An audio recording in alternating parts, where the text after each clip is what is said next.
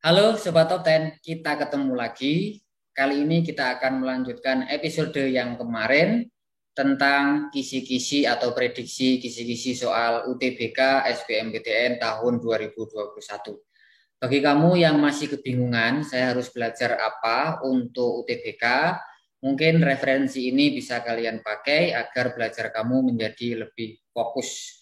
Prediksi kisi-kisi UTBK atau soal-soal UTBK yang sering keluar.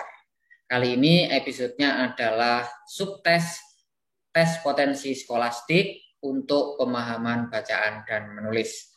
Soal-soal apa saja yang sering keluar dan contohnya seperti apa? Mari langsung kita simak.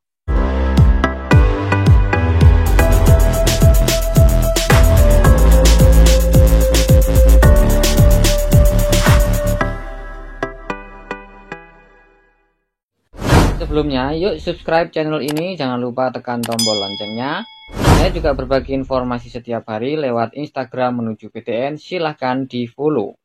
Oke, materi TPS, pemahaman bacaan dan menulis yang sering keluar. Tantangan dalam mengerjakan soal PBM ini adalah banyaknya teks yang tersedia sebelum kalian harus menjawab soalnya. Maka tidak ada cara lain bagi kalian untuk lebih terbiasa lagi dan menguatkan tips serta triknya untuk mampu menjawab soal-soal yang teksnya panjang secara efektif dan efisien. Karena kita sangat dibatasi oleh waktu. Oke, kita coba ya materi TPS apa saja yang sering keluar untuk PBM. Yang pertama ya, menurut hasil dari cari-cari saya dengan berbagai sumber, yang pertama adalah gagasan utama sebuah paragraf atau teks. Soal seperti ini sering sekali keluar, karena itu kalian harus banyak latihan soal-soal seperti ini. Yang kedua adalah kalimat yang efektif dan tidak efektif. Yang ketiga adalah perbaikan kalimat. Kemudian yang keempat adalah makna dari sebuah kalimat. Yang kelima adalah kata baku dan tidak baku.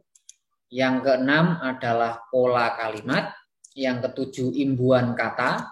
Yang kedelapan adalah tanda baca yang benar atau salah. Serta yang kesembilan adalah pembuatan judul sebuah teks. Ini 9 di antara soal yang sering keluar tanpa kalian harus mengabaikan soal-soal yang model lain, tetap kalian pelajari. Nah, ke-9 ini yang menurut kami sering sekali keluar dari tahun ke tahun. Sekarang contohnya adalah untuk yang pertama, gagasan utama sebuah paragraf itu soalnya seperti apa? Mari kita lihat ya, kita buktikan. Jadi soalnya seperti ini. Teks yang panjang harus kalian baca secara efektif dan efisien. Cara yang paling mudah ya kita harus lihat dulu pertanyaannya. Kalimat utama pada paragraf pertama, maka kita harus menjawabnya di paragraf yang pertama saja ya.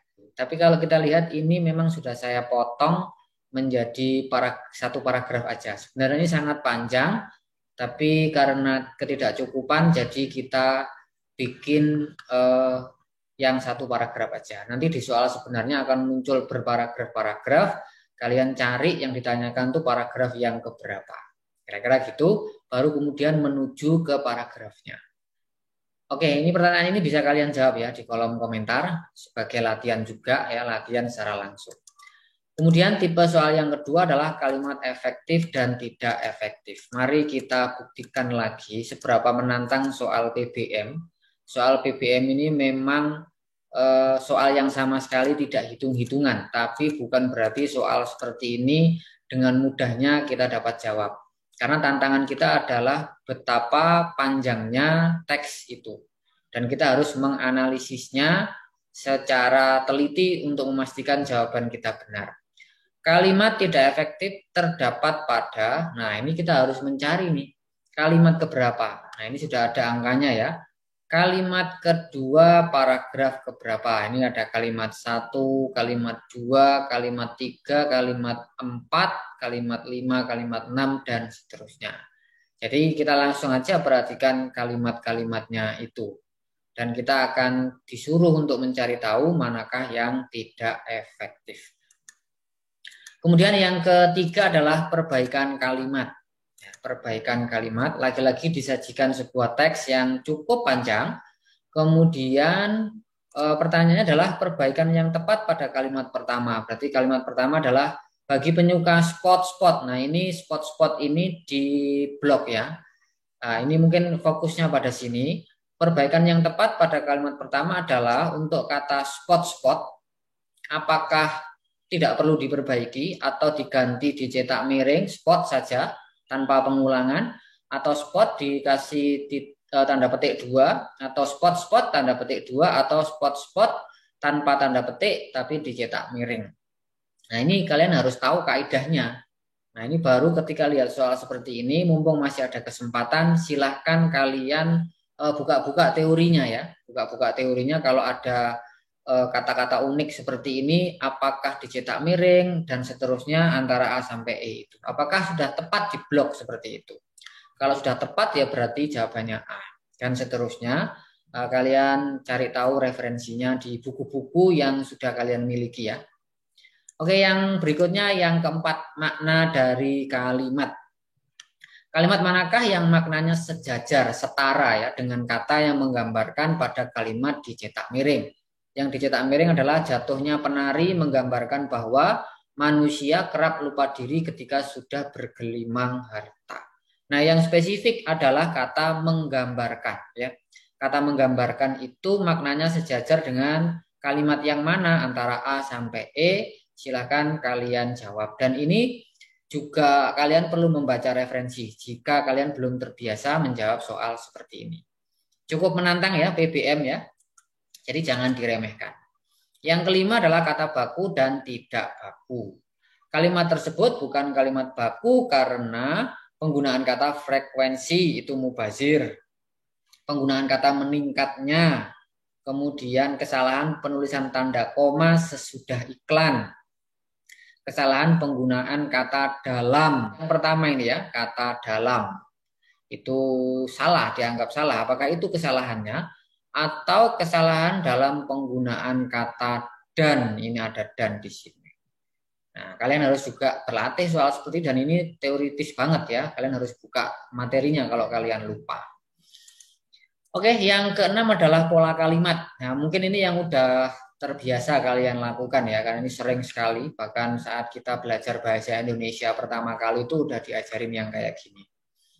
Dia menganggap istrinya patung yang bisu. Nah, polanya gimana tuh? Apakah subjek predikat objek pelengkap, ataukah subjek predikat objek keterangan, subjek predikat pelengkap, subjek predikat objek, atau subjek predikat objek pelengkap plus keterangan. Nah, silakan dipilih salah satunya. Kita lanjut ke poin yang keenam ya, imbuhan kata. Nah, menantang lagi nih, karena apa? Bacaannya panjang.